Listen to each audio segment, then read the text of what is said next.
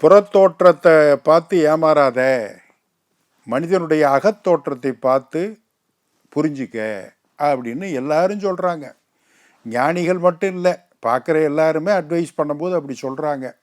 சும்மா வெளியில் மின்னுவதெல்லாம் பொண்ணல்ல, அதை பார்த்து நீ வீணால் ஏமாந்துடாத அப்படின்லாம் சொல்லுவாங்க. ஒரு துறவி, ஒரு வித்தியாசமான துறவி, அவர் ஒயிட் அண்ட் ஒயிட்டில் தான் இருப்பார். அவர் அவர் வேலையை அழகாக பண்ணுவார், எல்லாம் பண்ணிக்கிட்டு இருப்பார். அவர்கிட்ட நிறைய சீடர்கள் காட்டில் இருந்தார். அந்த துறவிகிட்ட புதுசாக ஒருத்தன் சீடனாக சேர வந்தான். குருவே, என்னை சீடனை ஏற்றுக்குங்க, நீங்கள் சொல்கிற கட்டளைகள்லாம் கேட்டு கீழ்ப்படிந்து நான் நடந்துக்கிறேன், என்னை ஏற்றுக்குங்கன்னா சீடன். வா சேர்ந்துக்கன்ட்டார். ஒரு 10 நாள் பார்த்தான் அந்த சீடன், புதுசாக வந்தவன். மற்ற சிஷ்யர்கள்லாம் அவன் வேலையை பார்த்தான். இவன் என்ன பண்ணான்னா குருவவே மைனூட்டாக பார்க்க ஆரம்பித்தான், ரொம்ப கூர்ந்து கவனிக்க ஆரம்பித்தான். குரு மாதிரியே நம்ம இருந்தோம்னா வேகமாக குருவாக மாறிடலாம் நம்ம. அவர் என்னவா இருக்கார்? ஒயிட் அண்ட் ஒயிட்டில் இருக்கார். நம்மளும் வெள்ளை ஆடைகளே உடுத்த ஆரம்பிப்போம். அவர் சாப்பாடு பழக்க வழக்கம்லாம் பார்த்தா சைவ உணவு தான் சாப்பிட்றாரு. நம்மளும் கொல்லாமை மறுத்து சைவ சாப்பாட்டுக்கு மாறிடுவோம். அதுக்கப்புறம் என்ன, அவர் ரொம்ப சாதுவாக எப்பவும் எளிமையாக இருக்கார். தூங்குறதுக்கு பெட்டெல்லாம் கிடையாது, ஒரு பாயை விரித்து அதில் தான் படுக்கிறார் குருநாதர். நம்மளும் அப்படியே படுத்துக்குவோம்னு படுக்க ஆரம்பித்தான். ஒரு மாதம் போச்சு. குருநாதர் இவனை என்னடா இவன் வித்தியாசமாக அப்படி ஏதோ பண்ணிக்கிட்டு இருக்கான்னு கூப்பிட்டு கேட்டார், என்ன பண்ணுறேன்னு. குருநாதா, உங்கள் ஞானத்தை வேகமாக நான் அடையணும் அப்படின்னு ஞான சிகரத்தை நோக்கி நான் பயணப்பட தொடங்கி இருக்கிறேன் அப்படின்னு அவன் சொன்னான். எப்படிரா பயணம் பண்ணுறேன்னு கேட்டார். உங்களை மாதிரியே வெள்ளை வெள்ளை ஆடை உடுத்த ஆரம்பிச்சிருக்கேன். இப்போ மனசு தூய்மையாகிட்டு வருது. உங்களை மாதிரியே நான் சைவ உணவு சாப்பிட்டுக்கிட்டு இருக்கேன். அமைதி, உடம்புல கோவம் வராமல் ரொம்ப நல்லா இருக்குது. அப்புறம் 3வது, உங்களை மாதிரி எளிமையாக புல்லில் பாயில் விரித்து படுத்துக்கிட்டு இருக்கேன், கோரப்புல் பாயில். அதனால் மகிழ்ச்சியாக இருக்கேன்னு சொன்னான்.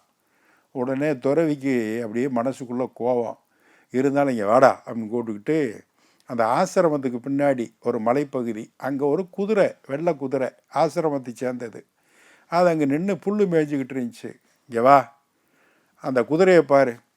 அந்த குதிரையும் ஒயிட் அண்ட் ஒயிட்டில் தான் இருக்குது, உடம்பு பூரா வெள்ளையாக இருக்குது. அது வெள்ளை குதிரை. சரி, அதுவும் புல்லு தான் சாப்பிட்டுக்கிட்டு இருக்கு, சைவ உணவு. அதுவும் நீ தொழுவத்துக்கு கொண்டு வந்தீங்கன்னா வைக்கோலை விரித்து தான் அதில் தான் படுத்துருக்கோம், புல்லில் தான் படுத்துருக்கோம். அப்போ அதுவும் சீக்கிரமாக குருவாயிருமா அப்படின்னு ஒரு கேள்வியை கேட்டார். அவன் அப்படியே பிரமிச்சு போய் நின்னான்.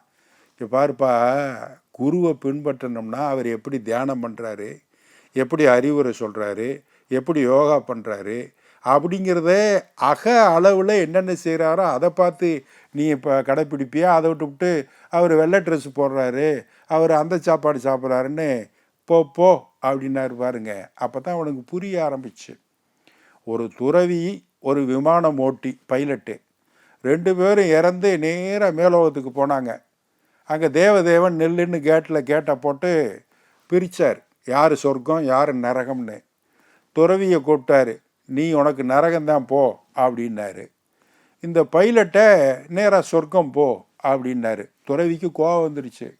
என்னங்க, நான் ஒரு துறவி, சதா சர்வகாலமாக ஆண்டவன் புகழ சொற்பொழிவு மூலமாக சொல்லிக்கிட்டு இருக்க ஆள், ஆன்மீக சொற்பொழிவாளர்.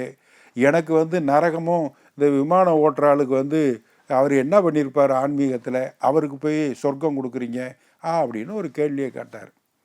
அப்போ அந்த தேவதேவன் சொன்னார், கணக்கெல்லாம் பார்த்தேன், நீங்கள் சொற்பொழிவு பண்ண ஆரம்பித்தோடனே வந்திருந்த பக்தர்களில் பாதி பேர் தூங்கிடுறான், பாதி பேர் கொட்டாய் விட்டுக்கிட்டு இருக்கான், அப்படியே முடிஞ்சு போகுது.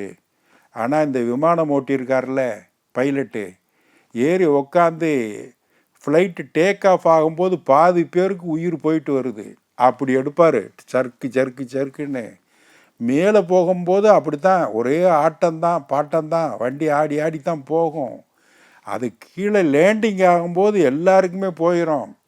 ஆக ஃப்ளைட்டை எடுத்ததுலேருந்து இறக்குற வரைக்கும் உட்காந்துருக்கிற பயணிகள் பூரா கடவுளே கடவுளே கடவுளே கடவுளே காப்பாற்று காப்பாற்று காப்பாற்றுன்னு அந்த வண்டி ஓட்டுற காலம் முழுவதும் கடவுள் மேலே எண்ணத்தை கொண்டு விட்டதுனால இவருக்கு சொர்க்கம், தூங்க வச்சதுனால உனக்கு நரகம்னு சொன்னாங்களாம். எல்லாம் இப்படி தான் இருக்கும். அடுத்த ஒரு நிகழ்வில் சந்திப்போம். இந்த நாள் இனிய நாளாக அமைய நல்வாழ்த்துக்கள். வணக்கம்.